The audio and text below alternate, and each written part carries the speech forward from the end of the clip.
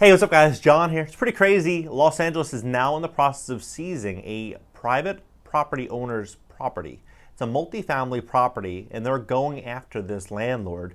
And the reason that they're doing it is that the landlord made a deal with the city to keep rents low for 30 years.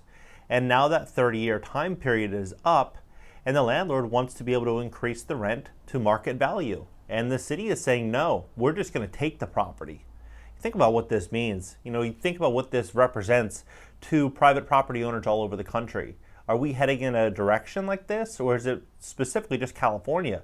Places like California are very challenging for property owners.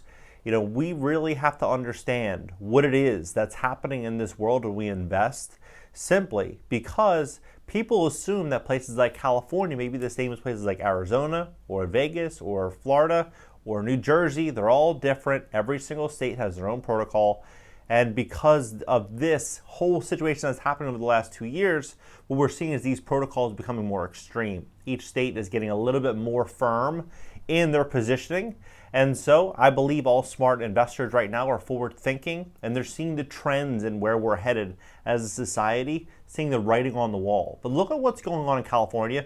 Please hit the like button, and YouTube's going to share this content to educate more people, more investors, more people in real estate, more business owners about what's really going on.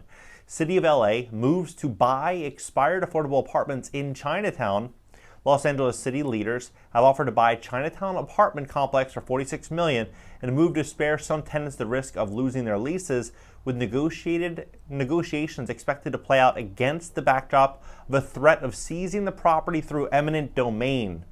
The Los Angeles City Council voted to make the multi-million-dollar offer to the owner of Hillside Villa Apartments at 636 North Hill Place, so right in downtown LA, LAist reported, but the owner of the 124 apartment complex says he doesn't want to sell.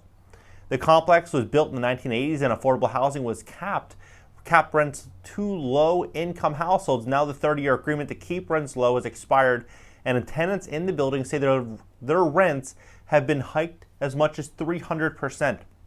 We have to remember, their rents were fixed at a very, very low rate for 30 years, right? He made that deal. So whether it be, in my opinion, 300% or 2% or 1,000% or 1%, the deal was 30 years, right? And so when you make a deal with someone, at least when I make a deal with someone, the deal is that I will do something if you do something. And then if we both agree, then I will definitely do my part and the other person should do their part. That's what makes a fair and equitable deal. But now what's happening is they're just basically pulling and rescinding back on it and saying, you know what, we're just going to take away this option and we're also going to come in and steal your wealth. And that's what's happening right now. This has led to one councilman calling an unprecedented plan to seize the apartment building against the owner's wishes. The city's goal is to reinstate the building's affordability covenant for another 55 years. Councilman Cedillo, who represents the district that includes the apartments and is facing still challenge as he seeks a third term in next week's primary election, said he approached Hillside Villa's owner, Tom Botts, in the hopes of striking a deal to preserve affordability at Hillside Villa. But that deal fell through, forcing the city to consider the eminent domain option after 2 years of urging the tenants to advocate and renters unable to pay market rents. It is unprecedented, Cedillo said, but we do it for airports, we do it for stadiums, we do it for major public works. Now is the time for us to be able to move forward and to be able to do it as an overall strategy to protect affordable housing, right? At what point will this stop? Because they could say this to other building owners. Because this won't be, if this happens here, this is going to continue to happen. This won't just be a one and done situation. The council motion only instructs the city to make an offer to buy the building, but the city has previously discussed seizing the building and compensating Botts through eminent domain. In a letter to the city, Botts' lawyer, Michael Leifer, said the plan is beyond wasteful and makes no sense whatsoever. Leifer said the city's previous estimates pegging the building's value at $46 million, roughly $370,000 a unit, which may sound expensive, but if you're in downtown LA, you're not going to get any building for $350,000, $400,000 a unit in prime downtown Los Angeles, where this specific building is located. He said its value is closer to $57 million.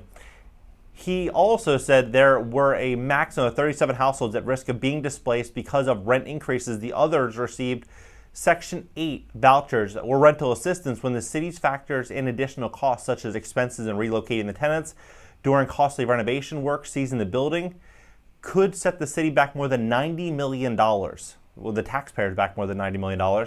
And the city would give 37 tenants Section 8 vouchers. The problem would be solved, he argues. Furthermore, he said wresting the building away from private property owners would set a bad precedent. The proposed eminent domain proceeding, initiated after the end of a 30-year restriction period, set the city to put in the mildest terms possible, would have a chilling effect on any developer ever trusting the city again to live up to its end of the bargain when constructing affordable housing with rents restricted for an agreed upon term. LA housing officials said that they cannot give vouchers to tenants currently living in the building when there were thousands of others already on a 10-year waiting list no longer accepting applications.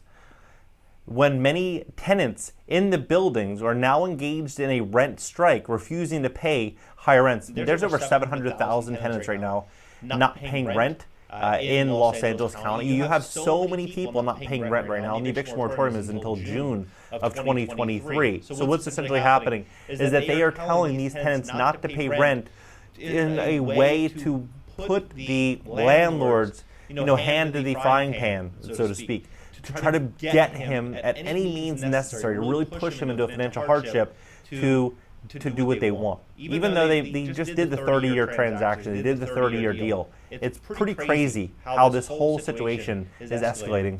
The specter of low-income tenants facing the prospect of losing their affordable housing units apartments has been brewing for decades. Hillside Bill is among hundreds of buildings across LA expiring affordability covenants. In 2019 report from McKinsey Global Institute found that 10,000 affordable apartment LAs are set to be having rents raised by 2023.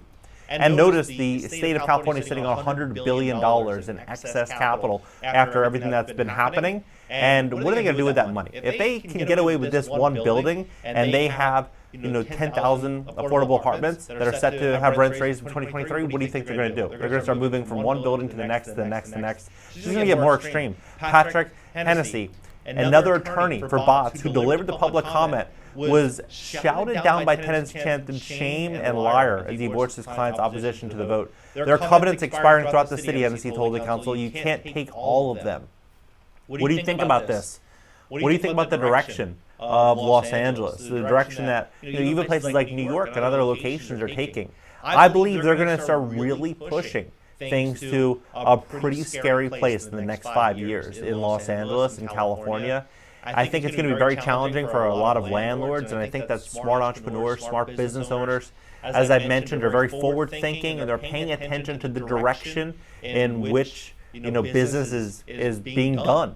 What do you think about this entire situation? Drop your comments below. Hit the like button. Subscribe. You're also subscribed to my second YouTube channel. It's going to be a podcast and interactive show this week where people can call in. Also, LinkedIn, Twitter, TikTok, Instagram, everything's in the banner. I'll catch you guys in the next video.